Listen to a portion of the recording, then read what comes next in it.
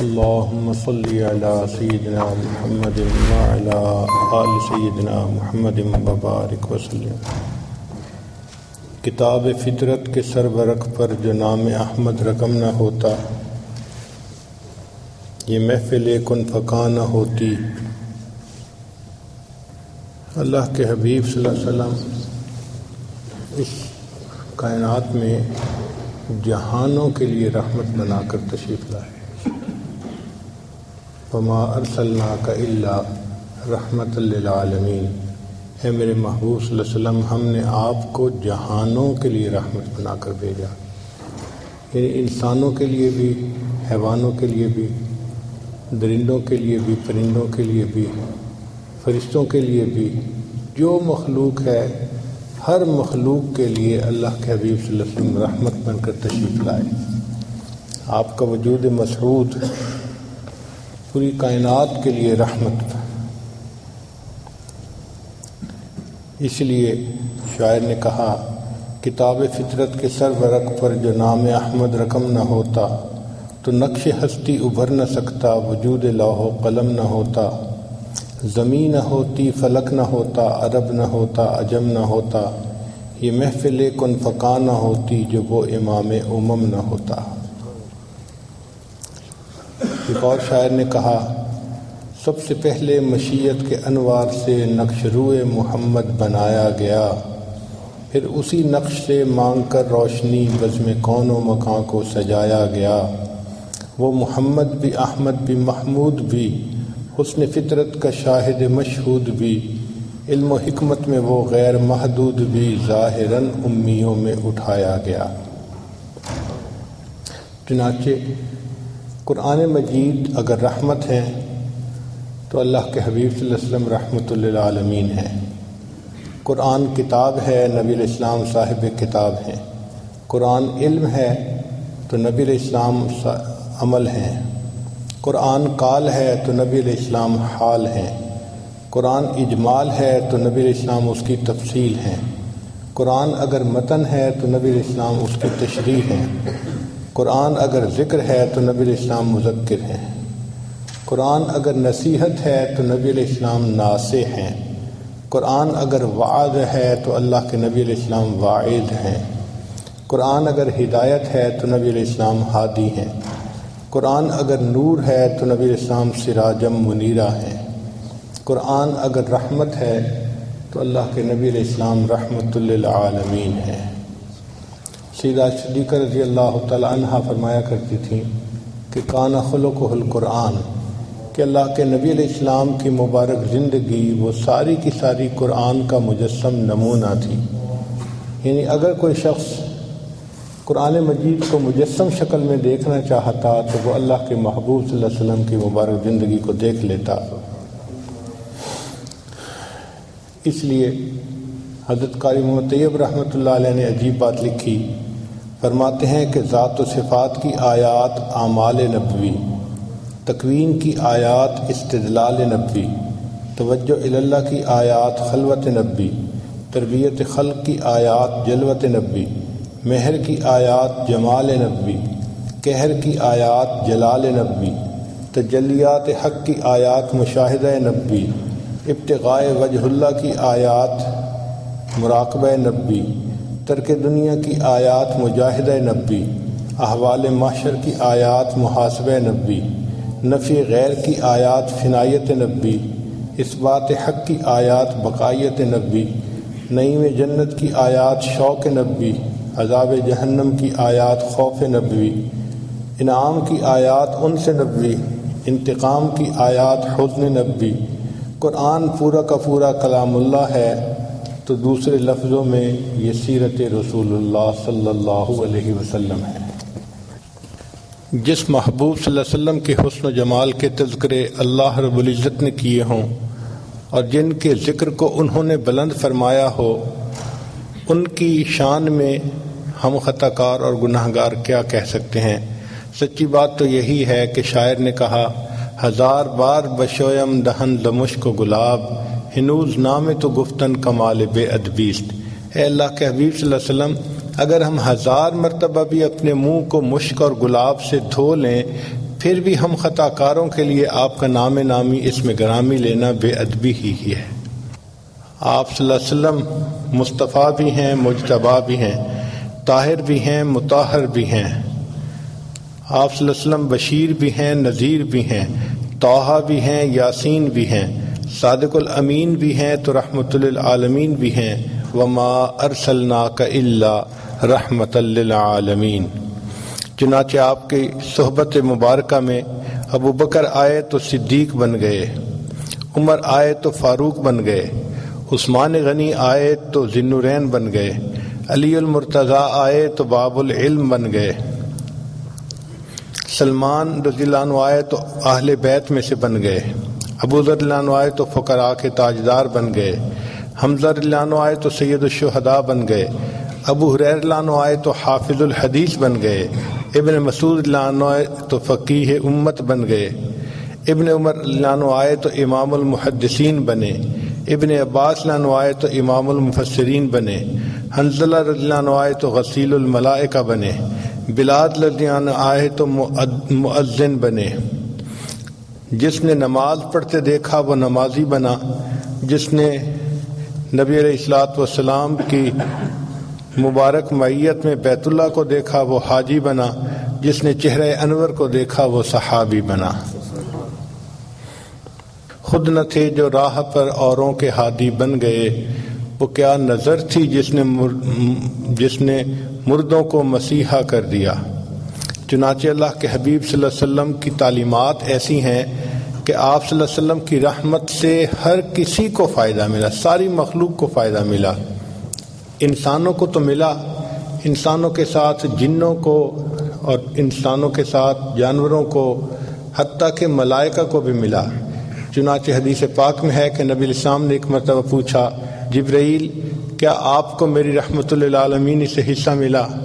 عرض کیا، اے اللہ کے حبیب صلی اللہ علیہ وسلم، آپ کی تشریف آوری سے پہلے مجھے ہر وقت اپنے انجام کی فکر رہتی تھی۔ میں نے شیطان کو اپنی آنکھوں کے سامنے مردود ہوتے دیکھا تو اس وقت سے میرے دل میں ڈر تھا کہ پتہ نہیں میرا کیا بنے گا، ہر وقت خوف میرے اوپر غالب رہتا تھا۔ جب آپ دنیا میں تشریف لائے تو اللہ رب العزت نے قرآن کی آیات اتاری، انہ لقول رسول کریم ذی قوت عند ذی العرش مکین مطاع ثم امین۔ یہ آیات چونکہ میرے بارے میں تھیں تو ان آیات کے اترنے کے بعد مجھے یہ یقین ہو گیا کہ اللہ کے ہاں میرا انجام اچھا ہوگا، مجھے بھی آپ کی رحمت للعالمین سے حصہ نصیب ہو گیا۔ نبی علیہ الصلوۃ والسلام کا جاگنا تو امت کے لیے رحمت تھا ہی صحیح، اللہ کے حبیب صلی اللہ علیہ وسلم کا سونا بھی امت کے لیے رحمت بن گیا۔ چنانچہ حدیث پاک میں ہے کہ نبی علیہ السلام ایک مرتبہ سفر میں تھے، آپ صلی اللہ علیہ وسلم جب ایک جگہ پڑاؤ ڈالا تو اس وقت فجر کا وقت قریب تھا، مگر سب لشکر والے اس قدر تھکے تھے کہ سو گئے۔ نبی علیہ السلام نے فرمایا، کون ہے جو آج پہرا دے اور ہمیں جگائے؟ بلال رضی اللہ عنہ نے ذمہ داری لے لی، اے اللہ کے حبیب صلی اللہ علیہ وسلم سب سو جائیں میں جگا دوں گا۔ چنانچہ سب سو گئے، بلال رضی اللہ عنہ پہرا دیتے رہے۔ اللہ کی شان کے کھڑے کھڑے ایک جگہ انہوں نے ٹیک لگائی تو ان کو کھڑے ہوئے نیند آ گئی۔ اب ایسے وقت میں سورج طلوع ہوا تو سورج کی کرنوں نے نبی علیہ السلام کے رخسار مبارک کے بوسے لیے تو اللہ کے حبیب صلی اللہ علیہ وسلم اٹھے، فرمایا، بلال آپ نے تو کہا تھا کہ ہمیں جگائیں گے اور آپ خود بھی سو گئے۔ عرض کیا، اے اللہ کے حبیب صلی اللہ علیہ وسلم، جس ذات نے آپ کو سلایا اس ذات نے مجھے بھی سلا دیا۔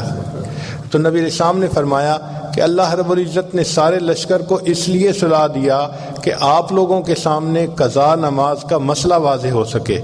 اگر کوئی ایسا معاملہ سونے والا پیش نہ آتا اور نماز قضا نہ ہوتی تو امت کو نماز قضا کرنا جو ہے اس کو ادا کرنا کون سکھاتا؟ تو جس محبوب صلی اللہ علیہ وسلم کی نیند بھی امت کے لیے رحمت ہو، ان کا جاگنا امت کے لیے کتنی رحمت ہوگا۔ بلکہ اللہ کے حبیب صلی اللہ علیہ وسلم کا بھولنا بھی امت کے لیے رحمت۔ حدیث پاک میں ہے کہ نبی علیہ السلام نے امامت فرمائی اور 4 رکعت کی بجائے 2 پہ سلام پھیر دیا تو صحابہ نے پوچھا، اے اللہ کے حبیب صلی اللہ علیہ وسلم، کیا آج کے بعد یہ نماز 2 رکعت بن گئی؟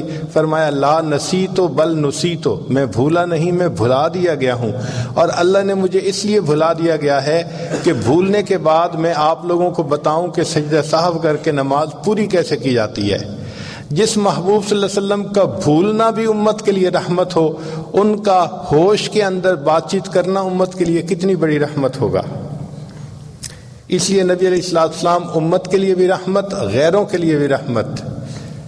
آپ ذرا غور کیجئے کہ اہل طائف نے نبی علیہ السلام کے ساتھ کتنا برا سلوک کیا تھا کہ آپ صلی اللہ علیہ وسلم کو شہر میں بیٹھنے بھی نہ دیا اور بچوں کو پیچھے لگا دیا کہ آپ صلی اللہ علیہ وسلم کو شہر سے باہر نکال دیں۔ آپ صلی اللہ علیہ وسلم بڑے غمزدہ تھے۔ ایسے وقت میں جبریل علیہ السلام آئے اور ان کے ساتھ وہ فرشتہ تھا جو پہاڑوں کا اور ہوا کا انتظام کرنے والا تھا۔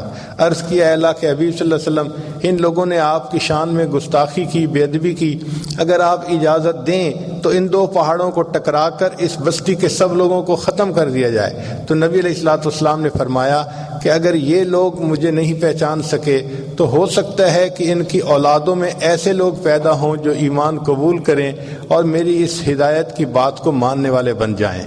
چنانچہ عذاب ٹال دیا گیا تو نبی علیہ السلام ان کفار کے لیے بھی رحمت بن گئے، اور واقعی بعد میں اہل طائف مدینہ طیبہ آئے اور انہوں نے آ کر اسلام کو قبول کر لیا۔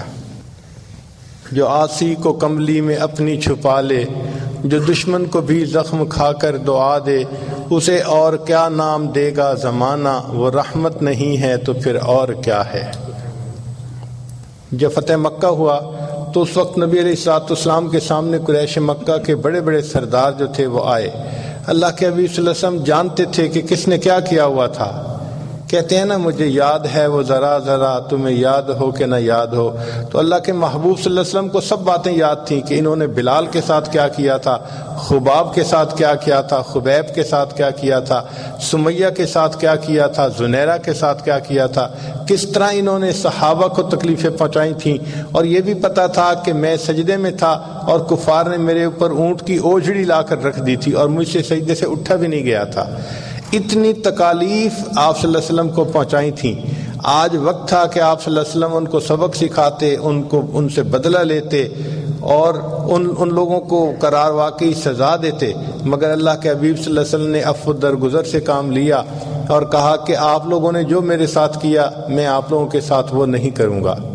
فرمایا کہ جو یوسف علیہ السلام نے اپنے بھائیوں کو کہا تھا کہ لا تثریب علیکم اليوم، جاؤ تمہارے اوپر کوئی قصور نہیں، میں نے تم سب کو معاف کر دیا، تو نبی علیہ السلام نے فرمایا میں بھی اپنے بھائی یوسف علیہ السلام کی طرح آج یہی کہتا ہوں کہ جاؤ تم پر کوئی قصور نہیں، میں نے آج تم سب کے قصوروں کو معاف فرما دیا۔ تو آپ صلی اللہ علیہ وسلم دشمنوں کے لیے بھی رحمت بن گئے۔ چنانچہ فتح مکہ کے دن اللہ کے پیارے حبیب صلی اللہ علیہ وسلم بیت اللہ کے اندر جانا چاہتے تھے، تو بیت اللہ کی چابی تھی عثمان بن طلحہ، ایک شخص تھے ان کے پاس۔ نبی علیہ السلام نے ان کو بلایا، فرمایا عثمان مجھے بیت اللہ کی چابی چاہیے، تو اس نے چابی دے دی۔ نبی علیہ السلام بیت اللہ کا دروازہ کھول کر اندر تشریف لے گئے۔ نبی علیہ السلام نے 2 رکعت نفل ادا کیے، پھر دعا مانگی۔ آپ صلی اللہ علیہ وسلم کے ساتھ باقی صحابہ بھی تھے، ابو بکر، عمر، عثمان و علی سب ساتھ تھے، حضرت عباس لانو بھی ساتھ تھے۔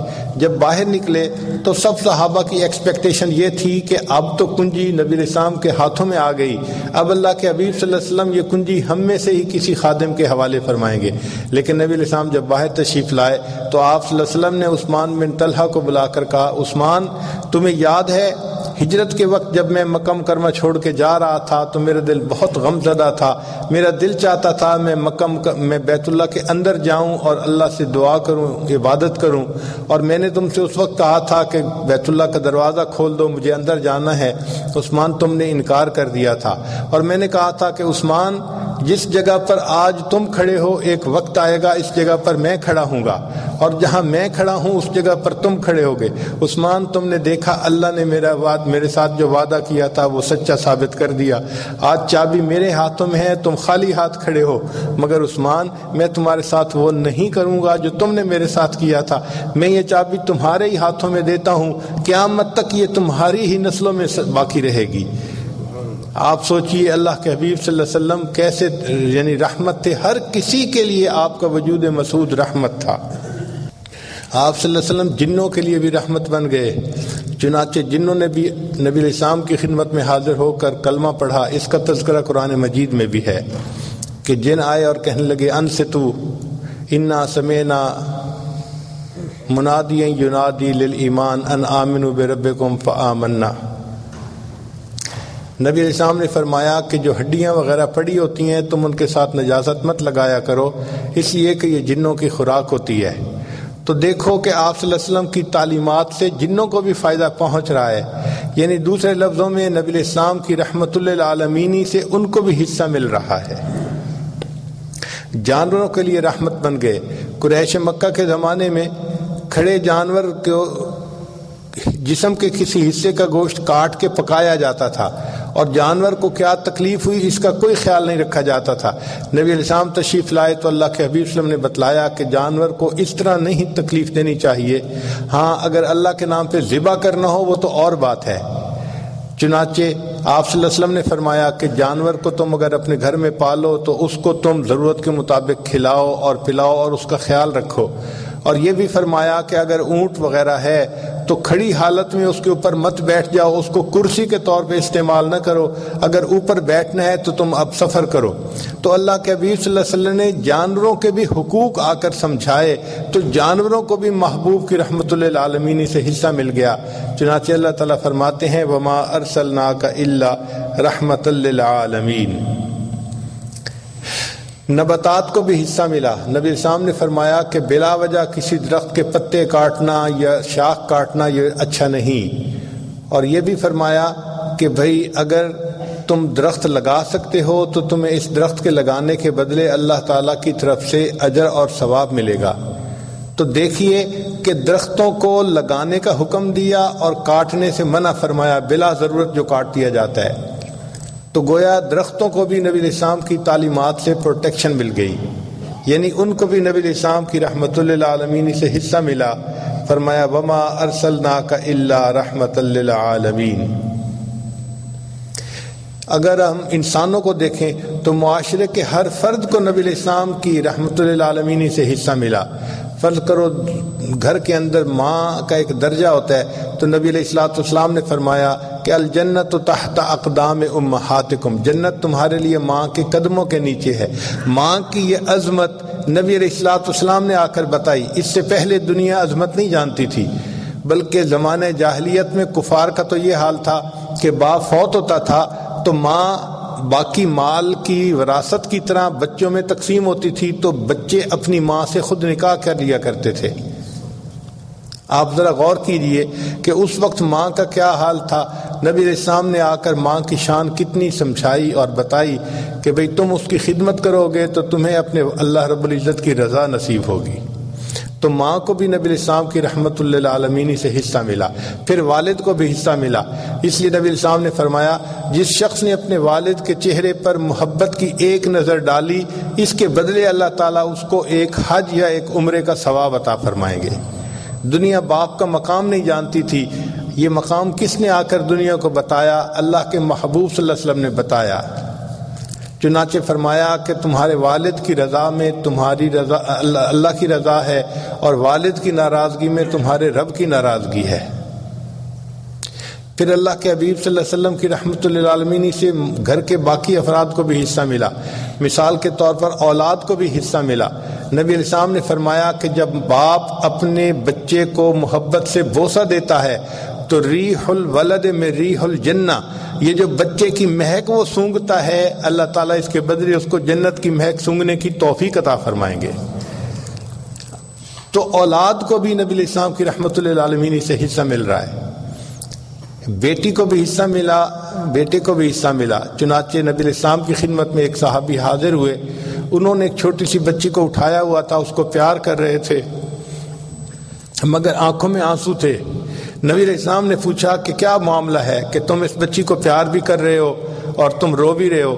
اے اللہ کے حبیب صلی اللہ علیہ وسلم، زمانے جاہلیت میں نے بہت بڑا گناہ کر لیا کہ مجھے گھر میں بیٹی کا پیدا ہونا بہت ناپسند تھا۔ میں نے اپنی بیوی کو کہا ہوا تھا کہ اگر میرے ہاں بیٹی پیدا ہوئی تو میں اس کو زندہ دفن کر دوں گا۔ میں تجارتی سفر پہ چلا گیا تھا، واپسی پہ میرے پیچھے میرے ہاں جو ہے وہ بیٹی کی ولادت ہوئی، مگر میری بیوی نے میری بیٹی کو اپنی بہن کے ہاں بھجوا دیا۔ جب میں واپس آیا تو مجھے اس نے کہا کہ میرے ہاں بیٹی ہوئی تھی اور میں نے اس بیٹی کو نمٹا دیا، تو میں مطمئن ہو گیا کہ چلو بچی کو میں نے دیکھا بھی نہیں۔ وہ بیٹی جو تھی میری بیوی کے بہن کے گھر یعنی سالی کے گھر پلتی رہی، حتیٰ کہ تھوڑی بڑی ہو گئی تو وہ ماں اس کو لے کے آتی ہمارے گھر میں، تو میں اس کو اپنی بیوی کی بہن کی بیٹی ہی سمجھتا۔ وہ بچی ذرا بڑی ہوئی، میرے ساتھ معانست کرتی، محبت کا اظہار کرتی، مجھے بھی اچھی لگتی، کبھی میری گود میں آ جاتی، میں اسے اٹھا لیتا، میں اسے پیار کرتا، حتیٰ کہ وہ بچی چلنے کے قابل ہو گئی تو مجھے اس بچی کے ساتھ ایک محبت کا تعلق بن گیا، میں اس کو مس بھی کرتا اور کئی مرتبہ پوچھتا کہ میں نے اس کو نہیں دیکھا، وہ کہاں ہے۔ جب میری بیوی کو یقین ہو گیا کہ اب ان کو اس بچی کے ساتھ محبت ہو گئی، ایک دن اس نے یہ ڈسکلوز کیا کہ بھئی یہ تو ہماری بیٹی ہے، میں نے اپنی بہن کے گھر بھیج دیا تھا کہ آپ اس کو دفن نہ کر سکیں۔ وہ کہتے ہیں کہ میں نے یہ سنا اور میرے دل کے اندر اس وقت سے نہ ایک بغض بیٹھ گیا کہ میں نے اس لڑکی کو زمین میں دفن کرنا ہے۔ چنانچہ ایک دن میں اس کو بازار لے کے جاتا تھا، وہ میرے ساتھ کھیلتی تھی، باتیں کرتی تھی، محبت کا اظہار کرتی تھی۔ میں ایک دن اس کو لے کے جنگل میں گیا اور میں نے اپنے ساتھ کسی بھی لے لی، تو کسی لے کر میں زمین کھودنے لگا، میں اس بچی کے لیے گڑھا کھود رہا تھا اور وہ مٹی میرے کپڑوں پر پڑ رہی تھی، تو بچی میرے قریب آئی اور کہنے لگی کہ ابو آپ کے کپڑوں پر مٹی لگ رہی ہے۔ میں نے اس کی ان معصومانہ باتوں کا بھی کوئی لحاظ نہ کیا اور میرے اوپر ایسی حیوانیت چھائی ہوئی تھی کہ میں نے گڑھا کھودا اور بالآخر اس بچی کو دھکا دیا اور اس کے اوپر مٹی ڈالنی شروع کر دی۔ وہ بچی رونے لگی، میری آنکھوں میں مٹی جا رہی ہے، سر میں مٹی جا رہی ہے، آپ ایسا کیوں کر رہے ہیں؟ میں نے اس کی کوئی بات نہیں سنی، مٹی ڈالتا رہا حتیٰ کہ اس کی آواز آنی بند ہو گئی۔ میں نے اس بچی کو اپنے ہاتھوں سے زمین میں دفن کر دیا۔ اے اللہ کے حبیب صلی اللہ علیہ وسلم، ایک میری زندگی کا وہ رخ تھا اور ایک رخ یہ ہے کہ آپ صلی اللہ علیہ وسلم تشریف لائے اور آپ نے بچوں سے پیار کرنا سکھایا۔ یہ بیٹی میرے بھائی کی بیٹی ہے، چھوٹی ہے، مگر اب اس کو بھی میں پیار کرتا ہوں، اپنے ساتھ لے کے پھرتا ہوں اور اپنی محبت کا اظہار کرتا ہوں۔ تو اللہ کے محبوب صلی اللہ علیہ وسلم کی رحمت للعالمین سے بیٹی نے بھی حصہ پایا، بیٹے نے بھی پایا، ماں نے بھی پایا، باپ نے بھی پایا، میاں نے بھی پایا، بیوی نے بھی پایا۔ چنانچہ نبی علیہ السلام نے فرمایا کہ جو عورت اس حال میں فوت ہو کہ وہ فرض ادا کرنے والی ہو اور اس کا خامد اس سے راضی ہو تو اس کے لیے جنت کے سب دروازے کھول دیے جائیں گے، وہ جس دروازے سے چاہے گی جنت میں داخل ہو جائے گی۔ خامد کو یہ مقام کس نے سمجھایا؟ اللہ کے حبیب صلی اللہ علیہ وسلم نے سمجھایا۔ تو خامد کو بھی رحمت للعالمین سے حصہ ملا، وما ارسلناک الا رحمت للعالمین، اور بیوی کو بھی حصہ ملا۔ چنانچہ زمانہ جاہلیت میں بیویوں کے ساتھ بہت برا سلوک کیا جاتا تھا، یہاں تک کہ اگر جو ہے وہ خامد کی وفات ہو جاتی تھی تو بیوی کو منحوس سمجھا جاتا تھا اور اس کو شہر میں رہنے نہیں دیا جاتا تھا، بلکہ مکہ کے باہر الگ تھلگ کچھ کمرے بنے ہوئے تھے، اس کو وہاں بھیج دیا جاتا تھا کہ یہ منحوس عورت ہے، یہ اس آبادی میں رہنے کے قابل نہیں ہے۔ حالانکہ خاوند کی موت اس کی قسمت کے معاملہ ہے، عورت کا اس میں کیا قصور ہے، مگر اس عورت پر الزام لگایا جاتا تھا۔ اللہ کے حبیب صلی اللہ علیہ وسلم تشریف لائے تو آپ نے سکھایا کہ دیکھو اچھا خامد وہ ہے جو تم میں سے اپنی بیوی کے ساتھ زیادہ اچھے سلوک کی زندگی گزارے۔ نبی علیہ السلام نے فرمایا خیرکم خیرکم لأہلہ، تم میں سے سب سے بہتر وہ ہے جو تم میں سے اپنے اہل خانہ کے لیے بہتر ہے۔ تو آدمی کی اچھائی کا اندازہ اس کے دفتر سے نہیں لگائیں گے، اس کے بزنس سے نہیں لگائیں گے، اس کی فیکٹری سے نہیں لگائیں گے، بلکہ اس کی اچھائی کا اندازہ اس کے گھر والوں کے ساتھ جو اس کا اخلاق ہے اس سے لگائیں گے کہ بھئی یہ گھر والوں کے ساتھ حسن معاشرت کتنی رکھتا ہے۔ آپ دیکھیے بیوی کو عزت کس نے دلوائی؟ اللہ کے محبوب صلی اللہ علیہ وسلم نے دلوائی۔ چنانچہ ایک روایت کا مفہوم ہے کہ خاوند جب بیوی کو محبت کی نظر سے دیکھ کر مسکراتا ہے اور بیوی خاوند کو دیکھ کر مسکراتی ہے، اللہ رب العزت ان دونوں کو دیکھ کر مسکراتے ہیں۔ اس لیے فرمایا کہ انسان جو بھی خرچ کرتا ہے وہ صدقہ کہلاتا ہے دین کے لیے، لیکن اگر وہ بیوی کے اوپر خرچ کرتا ہے تو اللہ تعالیٰ اس کو بہترین صدقہ کرنے کا ثواب عطا فرماتے ہیں۔ تو بیوی کو عزتیں ملی اللہ کے حبیب صلی اللہ علیہ وسلم کی وجہ سے، اس لیے فرمایا وما ارسلناک الا رحمت للعالمین۔ پھر اللہ کے حبیب صلی اللہ علیہ وسلم نے کی رحمت سے تاجر نے بھی حصہ پایا۔ نبی اسلام نے فرمایا التاجر الصدوق، جو سچ بولنے والا تاجر ہوگا اللہ تعالیٰ اس کو قیامت کے دن انبیاء کی قطار کے فوراً پیچھے جگہ عطا فرمائیں گے۔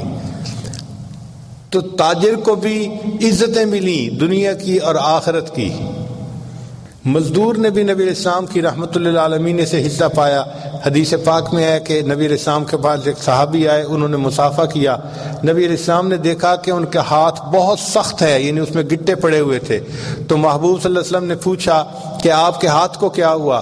عرض کیا ہے اللہ کے حبیب صلی اللہ علیہ وسلم میں پتھر توڑتا ہوں اور وہ پتھر مکان بننے میں استعمال ہوتے ہیں، اور مزدوری کی وجہ سے میرے ہاتھ جو ہیں وہ سخت ہو گئے ہیں۔ تو نبی علیہ الصلوۃ والسلام نے فرمایا القاسب حبیب اللہ، کہ جو ہاتھ سے محنت اور مزدوری کرتا ہے وہ اللہ کا حبیب ہوتا ہے۔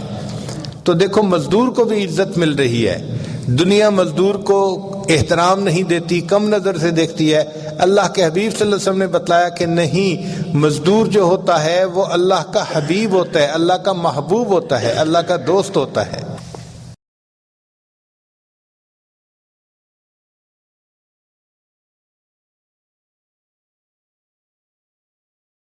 پھر اللہ کے حبیب صلی اللہ علیہ وسلم امیر کے لیے بھی رحمت بنے، غریب کے لیے بھی رحمت بنے۔ چنانچہ نبی علیہ الصلوۃ والسلام نے فرمایا کہ جو امیر لوگ نرم بستروں پر زندگیاں گزارنے والے ہوں گے مگر اللہ کو یاد کریں گے، اللہ اس کے بدلے ان کو قیامت کے دن جنت عطا فرمائیں گے۔ نرم بستروں پر ذکر کرنے کی وجہ سے اللہ تعالیٰ ان کو جنت کی نعمتیں عطا فرمائیں گے۔ تو امیر کو سمجھ لگ گئی کہ کس طرح میں زندگی گزاروں تو مجھے جنت کا راستہ نصیب ہو جائے گا۔ تو امیر کے لیے بھی آپ رحمت بن کر تشریف لائے، اور اللہ کے نبی وسلم غریب کے لیے بھی رحمت بن کر آئے۔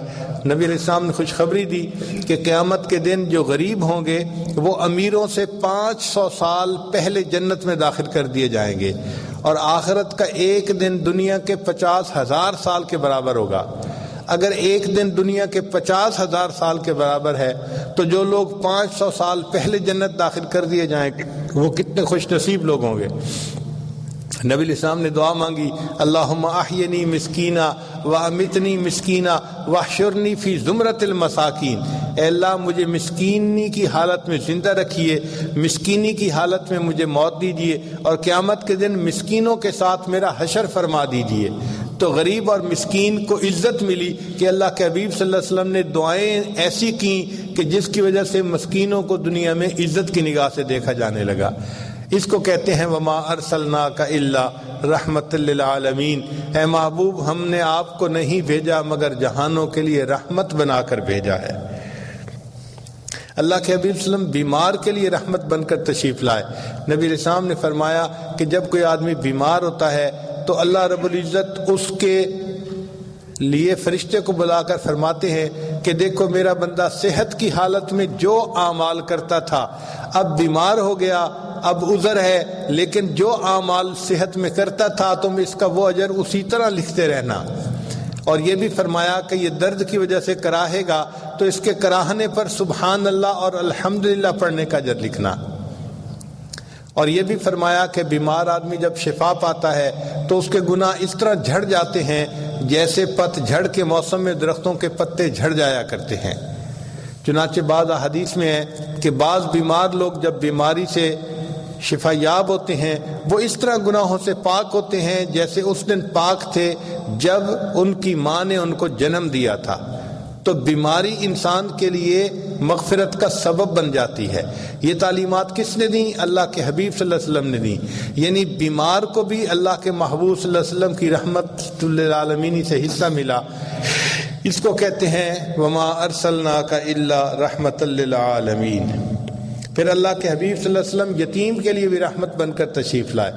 چنانچہ یتیموں کے ساتھ زمانہ جاہلیت میں بہت برا سلوک کیا جاتا تھا، ان کا مال پیسہ غبن کر لیا جاتا تھا اور ان کو لاوارث چھوڑ دیا جاتا تھا، کوئی ان کے سر پہ ہاتھ رکھنے والا نہیں ہوتا تھا۔ اللہ کے حبیب صلی اللہ علیہ وسلم نے تعلیمات دیں اور فرمایا کہ جو یتیم کی کفالت کرے گا اس کے سر پر شفقت کا ہاتھ رکھے گا، ہاتھ کے نیچے جتنے بال ہوں گے اتنے بالوں کے برابر نیکیاں اس کے نام اعمال میں لکھی جائیں گی۔ بلکہ حدیث پاک میں مشہور واقعہ ہے کہ عید کے دن نبی علیہ السلام عیدگاہ کی طرف تشریف لے چلے تو آپ صلی اللہ علیہ وسلم جب گلی میں پہنچے تو کچھ بچے نہائے دھوئے اچھے کپڑے پہنے آپس میں خوش خوش کھیل رہے تھے۔ آپ صلی اللہ علیہ وسلم نے سلام فرمایا اور آگے تشریف لے گئے۔ ذرا آگے گئے تو ایک بچے کو دیکھا جو بہت ہی غمزدہ اکیلا بیٹھا ہوا تھا، تو محبوب صلی اللہ علیہ وسلم کھڑے ہو گئے، پوچھا کہ تم اکیلے کیوں ہو، دوسروں کے ساتھ کھیلتے کیوں نہیں؟ اس نے کہا اے اللہ کے حبیب صلی اللہ علیہ وسلم میں یتیم مدینہ ہوں، میرے والد صاحب فوت ہو گئے، کوئی نہیں جو میرے لیے کپڑے لاتا اور میری والدہ مجھے نہلا دھلا کر کپڑے پہناتی، میں اس وقت لاوارث ہوں، تو اس لیے میں تنہا بیٹھا اپنے والد کو یاد کر رہا ہوں۔ نبی علیہ السلام نے اسے فرمایا اچھا تم میرے ساتھ آؤ۔ وہ بچہ ساتھ چلا۔ اللہ کے حبیب صلی اللہ علیہ وسلم عیدگاہ جانے کی بجائے واپس اپنے گھر تشریف لے آئے اور عائشہ صدیقہ رضی اللہ عنہا سے فرمایا کہ حمیرہ اس بچے کو نہلا دو۔ چنانچہ بچے کو جب نہلایا گیا تو وہ بچہ حضرت حسن رضی اللہ عنہ کے ہم عمر تھا، تو نبی علیہ السلام نے فاطمہ الزہرا رضی اللہ عنہا کو پیغام بھجوایا کہ حسن کے اگر اچھے دھلے کپڑے ہوں تو بھجوا دیجیے۔ وہ جب کپڑے آ گئے تو وہ بچے کو نئے یا دھلے ہوئے کپڑے صاف پہنا دیے گئے، پھر ان کے سر پہ تیل لگایا گیا، آنکھوں میں سرما ڈالا گیا، عائشہ صدیقہ رضی اللہ عنہا نے اس کے بالوں میں کنگھی بھی کی، خوشبو لگائی۔ جب وہ بچہ تیار ہو گیا تو اللہ کے حبیب صلی اللہ علیہ وسلم نے اس سے پوچھا کہ بتاؤ تم اپنے والد کے ساتھ جب عیدگاہ جاتے تھے تو کس طرح چل کے جاتے تھے، ہاتھ پکڑ کے چلتے تھے یا کیا کرتے تھے؟ اس نے کہا اے اللہ کے حبیب صلی اللہ علیہ وسلم میں اپنے والد کے کندھوں پر بیٹھ کر جایا کرتا تھا۔ نبی علیہ السلام زمین پر بیٹھ گئے اور اس بچے کو فرمایا کہ آؤ تم میرے کندھے پر بیٹھ جاؤ۔ سبحان اللہ، یہ ہے رحمت للعالمین۔ وہ بچہ کندھے پر بیٹھ گیا، نبی علیہ السلام اس کو اٹھا کر پھر واپس جو ہے گلی میں تشریف لائے۔ اب وہ بچے جو کھیل رہے تھے انہوں نے دیکھا پہلے یہی بچہ تنہا الگ بیٹھا تھا، اب یہ نہایا دھو کر نبی علیہ السلام کے مبارک کندھوں پر بیٹھ رہا ہے۔ تو ان بچوں نے آنکھوں میں ایک دوسرے سے گفتگو کی اور بات چیت کی، پوچھا کہ کیا معاملہ ہے، تو اس بچے نے خوش ہو کر کہا کہ مجھے اللہ کے محبوب صلی اللہ علیہ وسلم نے اپنا بیٹا بنا لیا۔ کتابوں میں تو یہاں تک لکھا ہے کہ وہ جو کھیل رہے تھے بچے، ان میں سے ایک بچے نے ٹھنڈی سانس لی اور کہنے لگا کاش میرے والد بھی فوت ہو چکے ہوتے اور اللہ کے حبیب صلی اللہ علیہ وسلم مجھے بھی اپنا بیٹا بنا لیتے۔ نبی علیہ السلام اس حال میں اس بچے کو لے کے عیدگاہ تشریف لائے، تو جب آپ صلی اللہ علیہ وسلم ممبر پر چڑھنے لگے تو وہ بچہ نیچے بیٹھنے لگا۔ نبی علیہ السلام نے فرمایا نہیں تم نیچے نہیں بیٹھو گے، بلکہ ممبر میں جہاں میں بیٹھوں گا میرے ساتھ تم بیٹھو گے۔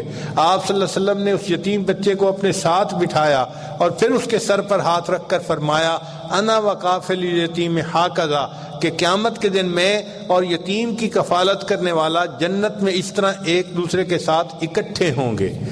اب دنیا کو پتہ چلا کہ یتیم کی کفالت کرنا کتنا بڑا اجر کا کام ہے، تو اللہ کے حبیب صلی اللہ علیہ وسلم کی رحمت للعالمین سے یتیم کو بھی حصہ ملا۔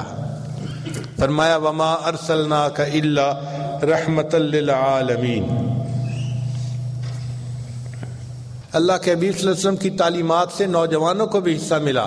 چنانچہ حدیث پاک میں نبی علیہ السلام نے فرمایا کہ جو نوجوان جوانی کی حالت میں اللہ کی عبادت میں سرشار ہوتا ہے، اس عمل کی وجہ سے اللہ اس کو قیامت کے دن عرش کا سایہ عطا فرمائیں گے۔ شاب نشأ فی عبادت اللہ، وہ نوجوان جو اللہ کی عبادت میں سرشار ہو قیامت کے دن اس کو عرش کا سایہ نصیب ہوگا۔ نبی علیہ السلام کی تعلیمات سے بوڑھے کو بھی حصہ ملا۔ پہلے وقتوں میں بوڑھے کی کوئی عزت قدر نہیں ہوتی تھی، کوئی اس کو کوئی اہمیت نہیں دیتا تھا، لیکن اللہ کے حبیب صلی اللہ علیہ وسلم نے فرمایا کہ ان من اجلال اللہ تعالی ذی الشیبۃ فی الاسلام، کہ جس شخص کے بال اسلام میں یعنی کلمہ پڑھتے پڑھتے سفید ہو گئے ہوں، جو شخص ایسے بندے کا احترام کرے گا ایسا ہی ہے کہ اس نے اپنے اللہ کا احترام کیا۔ آپ بتائیے کہ دنیا میں کون سا معاشرہ ہے جو کسی بوڑھے کا اتنا احترام بتلاتا ہو؟ کوئی مذہب اتنا نہیں بتلاتا، کوئی معاشرہ اتنا نہیں بتلاتا۔ اگر یہ تعلیمات دیں تو اللہ کے محبوب صلی اللہ علیہ وسلم نے دیں۔ وما ارسلناک الا رحمت للعالمین، اے محبوب ہم نے آپ کو جہانوں کے لیے رحمت بنا کر بھیجا ہے۔ چنانچہ اللہ کے حبیب صلی اللہ علیہ وسلم ساری انسانیت کے لیے رحمت بن کر تشریف لائے۔ قیامت کے دن جب اللہ رب العزت جلال میں ہوں گے تو اس وقت جہنم کو لایا جائے گا، 19 فرشتے ہوں گے جو اس کو کھینچ کر لائیں گے، اور جہنم کی آگ ابھر رہی ہوگی اور اس کے انگارے اوپر اٹھ کر جائیں گے اور نیچے لوگوں پر گریں گے۔ امام غزالی رحمۃ اللہ لکھتے ہیں کہ انبیاء میں سے کوئی نبی ایسا نہیں ہوگا جس کے دل میں یہ خوف نہ ہو کہ یہ انگارے کہیں میرے اوپر نہ آ کر گر جائیں۔ انبیاء بھی غمزدہ ہوں گے، نفسی نفسی کہہ رہے ہوں گے۔ اس وقت اللہ کے حبیب صلی اللہ علیہ وسلم کے پاس انبیاء آئیں گے اور کہیں گے کہ آپ اللہ کے محبوب ہیں، آپ سب کی شفاعت کیجئے کہ اللہ تعالیٰ حساب فرما لیں تاکہ ہم اس مشکل جو ہے وہ کیفیت سے بچ جائیں۔ تو اللہ کے حبیب صلی اللہ علیہ وسلم فرماتے ہیں اس وقت اللہ تعالیٰ مجھے مقام محمود عطا فرمائیں گے، میں اللہ کے عز سے وہاں پہنچوں گا اور اللہ کے سامنے سجدہ کروں گا اور میں اللہ کی ایسی تعریف کروں گا کہ جو تعریف نہ پہلے کسی نے کی ہوگی نہ بعد میں کسی نے کی ہوگی، حتیٰ کہ اللہ رب العزت کو میرے اوپر پیار آئے گا۔ اللہ تعالیٰ فرمائیں گے یا محمد، اے میرے محبوب صلی اللہ علیہ وسلم، ارفع رأسک، اپنے سر کو اٹھا لیجئے، سل تعطا، آپ بتائیے چاہتے کیا ہیں، جو کہیں گے آپ کی بات کو ہم پورا کر دیں گے۔ تو اللہ کے حبیب صلی اللہ علیہ وسلم اس وقت کہیں گے اے اللہ اپنے بندوں کا حساب لے لیجئے، چونکہ اس طرح اس حالت میں بندوں کا کھڑے ہونا اتنی دھوپ میں یہ بہت مشکل ہے۔ پھر اللہ رب العزت کی جو جلال ہوگا وہ اللہ کے جمال میں تبدیل ہو جائے گا اور پھر اللہ تعالیٰ جمال کے ساتھ ساری مخلوق کا حساب لیں گے۔ تو ساری مخلوق کو نبی علیہ السلام کی رحمت للعالمین سے حصہ ملے گا، انبیاء کو بھی ملے گا اور پہلی امتوں کو بھی ملے گا اور اس امت کو تو ضرور ملے گا۔ چنانچہ نبی علیہ السلام نے فرمایا کہ اللہ رب العزت نے ہر نبی علیہ السلام کو ایک ایسی دعا مانگنے کا اختیار دیا کہ جیسی مانگی جائے گی وہ قبول کر لی جائے گی۔ چنانچہ ابراہیم علیہ السلام نے مانگی، نوح علیہ السلام نے مانگی، باقی انبیاء نے مانگی۔ تو ایک صحابی نے پوچھا اے اللہ کے وسلم آپ کو بھی اختیار ملا؟ نبی علیہ السلام نے فرمایا ہاں مجھے بھی اختیار ملا۔ اے اللہ کے وسلم آپ نے کون سی دعا مانگی؟ نبی علیہ السلام نے فرمایا میں نے کوئی دعا نہیں مانگی، میں نے اس دعا کو قیامت کے دن کے لیے ذخیرہ چھوڑ دیا، قیامت کے دن میں وہ دعا مانگوں گا اور میں اس وقت تک جنت میں نہیں جاؤں گا جب تک میری امت میرے ساتھ جنت میں نہیں جائے گی۔ اس کو کہتے ہیں رحمت للعالمین، وما ارسلناک الا رحمت للعالمین۔ اے محبوب ہم نے آپ کو جہانوں کے لیے رحمت بنا کر بھیجا ہے۔ آپ صلی اللہ علیہ وسلم نیکوں کے لیے تو رحمت ہیں ہی، گناہگاروں کے لیے بھی رحمت بن کر تشریف لائے۔ چنانچہ گناہگاروں کی آپ شفاعت فرمائیں گے۔ نبی علیہ السلام نے فرمایا اللہ رب العزت نے مجھے اختیار دیا، اے محبوب صلی اللہ علیہ وسلم اگر آپ چاہیں میں آپ کی آدھی امت کو بے حساب جنت بھیج دوں گا اور اگر آپ چاہیں تو جتنوں کی آپ سفارش کریں گے میں ان کو جنت میں بھیجوں گا۔ نبی علیہ السلام نے فرمایا فاخترت الشفاعہ، میں نے شفاعت کو اختیار کر لیا اس لیے کہ میری شفاعت سے آدھی سے زیادہ امت کے لوگ جنت میں جائیں گے۔ وما ارسلناک الا رحمت للعالمین، اے محبوب صلی اللہ علیہ وسلم ہم نے آپ کو جہانوں کے لیے رحمت بنا کر بھیجا۔ حدیث پاک میں ہے نبی علیہ السلام فرماتے ہیں کہ میرے لیے قیامت کے دن ایک نور کا ممبر لایا جائے گا اور مجھے کہا جائے گا کہ اس کے اوپر بیٹھ جائیں۔ میں اس ڈر کی وجہ سے ممبر پر نہیں بیٹھوں گا کہ ایسا نہ ہو کہ میں ممبر پر بیٹھ جاؤں اور یہ ممبر اڑ کر جنت میں چلا جائے اور میری امت پیچھے اکیلی رہ جائے، تو میں امت کی انتظار کی وجہ سے کھڑا رہوں گا اور کہوں گا کہ اللہ میری امت کا حساب جلدی لے لیجئے، پھر میں بیٹھوں گا اور آگے جنت میں جاؤں گا۔ تو اللہ کے حبیب صلی اللہ علیہ وسلم اس وقت امت کی شفاعت کریں گے جب شفاعت کرنے والا کوئی نہیں ہوگا۔ فرمایا وما ارسلناک الا رحمت للعالمین، اے محبوب ہم نے آپ کو جہانوں کے لیے رحمت بنا کر بھیجا ہے۔ علامہ اقبال نے کیا خوبصورت شعر کہا، تو غنی از ہر دو عالم من فقیر، اے اللہ آپ دو عالم سے غنی ہیں اور میں تو فقیر ہوں۔ تو غنی از ہر دو عالم من فقیر، روز محشر عذر ہائے من پذیر، اللہ قیامت کے دن میرے عذروں کو قبول کر لینا، گر تمہیں بینی حسابم ناگزیر، اللہ اگر آپ یہ فیصلہ کر لیں کہ قیامت کے دن میرا حساب ضرور لینا ہے، از نگاہ مصطفیٰ تنہا بگیر، اللہ مصطفیٰ کریم کی نگاہوں سے اوجھل میرا حساب لینا، مجھے ان کے سامنے شرمندگی نہ اٹھانی پڑ جائے۔